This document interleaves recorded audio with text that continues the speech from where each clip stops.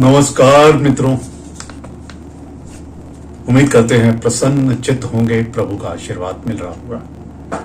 मैं आपका दोस्त वीरेंद्र सक्सेना, ज्योतिषाचार्य। आज हम बात कर रहे हैं पितृ दोष। कैसे जानें कि आपकी कुंडली में पितृ दोष है, क्या फल होते हैं, क्या परिणाम होते हैं। अगर किसी की मुखिया की कुंडली में पितृ दोष है तो क्या लक्षण है। अगर आपको पता नहीं है कुंडली के अनुसार क्या दिक्कत आ रही है, पता नहीं लग रहा, फिर भी जो परेशानी आ रही है, पितृ दोष का क्या कारण है, उनके लक्षण भी बताऊंगा और अंत में आपको उपाय भी बताएंगे कैसे आप पितृ दोष से मुक्ति पाएं, जिससे कि पितरों का संपूर्ण आशीर्वाद आपको मिले और आपकी जो समस्याएं हैं, जो कष्ट हैं, वो दूर हों सदा के लिए। निवेदन जरूर करेंगे, प्लीज चैनल को सब्सक्राइब जरूर करो। अंत में एक निशुल्क सेवा देता हूं, एक प्रश्न का उत्तर निशुल्क देता हूं पूरी एक पत्री का विश्लेषण के बाद। और उसके लिए एक रिक्वेस्ट है कि कम से कम जो मेरे को मैसेज करें तो 4, 5, 6 मेरे सब्सक्राइबर बढ़ा के चलें, तभी अच्छा लगता है। निशुल्क सेवा भी देने में प्रसन्नता होती है, देंगे जरूर। पितृदोष, जब भी कोई अकाल मृत्यु हो जाती है, दुर्घटना हो जाती है, बीमारी से मृत्यु हो जाती है, कोई इच्छा अधूरी रह जाती है पितरों की, उनकी आत्मा भटकती रहती है, उनको मोक्ष की प्राप्ति नहीं होती और जो अपने धाम में उनको जाना है, मोक्ष धाम में, वैकुंठ धाम में, वो नहीं जा पाते मोक्ष नहीं मिलने के कारण। इसलिए उनकी आत्मा भटकती है और आपको पूर्ण आशीर्वाद भी नहीं दे पाते, चाह कर भी। अब कैसे पता करें कि आपके ऊपर ये आ रहा है? तो इसके लिए दिक्कत कब पता लगती है कि परिवार के सदस्यों की बढ़ोतरी रुक जाती है, मांगलिक कार्यों में रुकावट आ रही है या देर से हो रहे हैं, लड़का या लड़की की शादी में परेशानी आ रही है, रुकावट आ रही है, शादी के बाद की परेशानियां आ रही हैं, घर में कलेश पड़ रहा है, बाधाएं आ रही हैं, उन्नति में रुकावट हो रही है, कोई व्यापार करते हैं उसमें भी कोई प्रॉब्लम आ गई, रोग है, अशांति है, ये चीजें अगर हैं तो पितृदोष का एक मुख्य कारण नजर आता है। ज्योतिष की भाषा में बात करें, अगर आपके पास लगन कुंडली है तो उसमें देखिएगा नवा भाव, नवे भाव को हम पिता का भाव बोलते हैं, भाग्य का भाव बोलते हैं। पिता मीन्स पितृ, पुराने आपके पिता नहीं, आपके दादा, परदादा, नाना, नानी, सारे मतलब जो भी हैं पितृ लोग, वो इसमें शामिल होते हैं और उन्हीं के आशीर्वाद से भाग्य बनता है और इसी नवे भाव के कारण आपकी तरक्की के बहुत उत्तम साधन बन जाते हैं।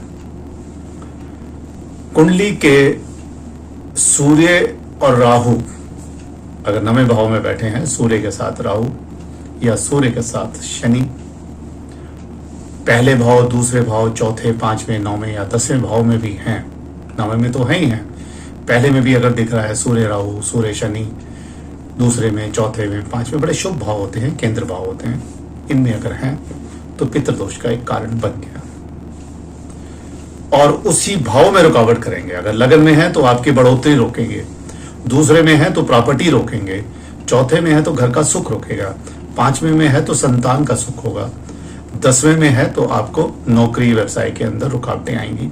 ये मुख्य बात आप याद रख लीजिएगा, कहीं आ रही हैं तो देखें, उसी भाव की रुकावट होती है। स्वास्थ्य खराब हो जाएगा, वैवाहिक सुख में, परिवार में, घर के सुख में, एक्सीडेंट हो सकता है, दुर्घटना का भय, डर, रोग, कोर्ट के केस, आपस में भाई बहनों में अनबन, भाइयों में अनबन, ये बहुत सारे कारण हो जाते हैं। अब किसी परिवार में किसी को कुछ पता ही नहीं है कि जन्म की तारीख क्या है, कैसे है, उनका पितृदोष जानने का एक लक्षण बता रहा हूं। घर का जो बुजुर्ग है, मुखिया है, सबसे बड़ा है, उसके बाल आप देखिएगा सफेद हो गए और सफेद होने के बाद उनके पीले रंग चढ़ गए। बालों का रंग एकदम व्हाइट नहीं है, कुछ पीलापन लिए हुए आ रहा है। परिवार में हमेशा बीमारी, रोग, डर का वातावरण रहा है। आर्थिक तंगी है, आय के साधन बन नहीं रहे या जो साधन है वो भी खराब हो गए।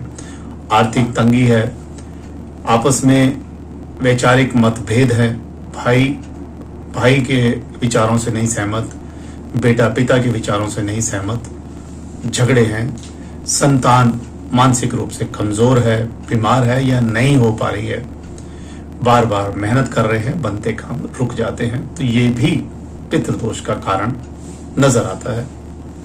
परिवार की मुखिया की तरफ से जो भी है उसके ऊपर ये अगर चीजें नजर आ रही हैं, बीमारी सब सदस्यों को हो रही है। उपाय, श्राद्ध पक्ष अभी चल रहे हैं, इसकी पितृ श्रद्धा का दिन होता है। श्राद्ध का मतलब होता है पितरों को श्रद्धा अपनी तरफ से अर्पित करना।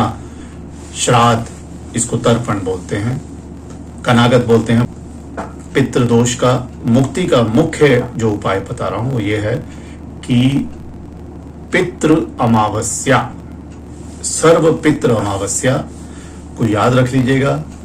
इस दिन तिथि के अनुरूप आप किसी का श्राद्ध नहीं कर पा रहे, आपको किसी के बारे में श्राद्ध का पता नहीं है, तो सबसे मुख्य बात है सर्व पितृ अमावस्या पे अपने सभी जो भी पुराने पितृ हैं, दादा दादी, नाना नानी, परदादा, कोई कुंवारे व्यक्ति की भी अगर डेथ हुई है तो उसका भी नाम लीजिए और सबके नाम से तर्पण कीजिएगा। तर्पण का मतलब है किसी ब्राह्मण को भोजन कराइए, श्रद्धा से अपनी दक्षिणा दीजिए। बहुत जरूरी है, आपको जो पितृदोष है, पूर्वजों का आशीर्वाद रुका हुआ है, मिलेगा। श्राद्ध पक्ष की आपको अगर तिथि पता है, दादाजी कब डेथ हुई थी, कौन सी तिथि को, दादी की, माता की, पिता की, सबकी अगर डेट पता है तो उनकी डेट के अनुसार तर्पण कीजिए और पिंडदान कीजिए। और मृत्यु की तिथि नहीं मालूम तो हमने आपको सर्व पितृ अमावस्या के बारे में बोला है। और एक बात और याद रखिए, साल के 12 महीने होते हैं, 12 अमावस्या आती हैं। इन अमावस पे माना जाता है कि पितृ धरती पे आते हैं, अपने पितरों को, जो अपने लोग हैं उनके आशीर्वाद देने, उनके दर्शन के लिए हवा के रूप में, वायु के रूप में, किसी भी रूप में आपके पास आएंगे, तो उनके लिए आप अमावस्या का दान जरूर कीजिएगा। बहुत सारे लोग ऐसे भी हैं जिनको साधन नहीं है, दे नहीं पाते, तो वो क्या करें, एक लोटे में जल ले लें, लोटे में जल अर्पण करें और उस जल पे मौली यानी कलावा बांध लें, सभी पितरों का नाम लें जो भी आपके हैं, और सूर्य देव को इस तरह से जल चढ़ा दिए। बोल दीजिए, सूर्य देव, मेरे पास क्षमता नहीं है, मेरे पास साधन नहीं है, लेकिन मेरे पितरों को पूर्ण आशीर्वाद दें। इससे भी आपके पितरों का जो आशीर्वाद है मिलेगा, पितृदोष से मुक्ति मिलेगी। मेरा व्हाट्सएप नंबर ऊपर आ रहा है, फिर बताया था, आप अपना प्रश्न भेज सकते हैं, एक प्रश्न का निःशुल्क उत्तर देता हूं। धन्यवाद, खुश रहें, प्रसन्न रहें।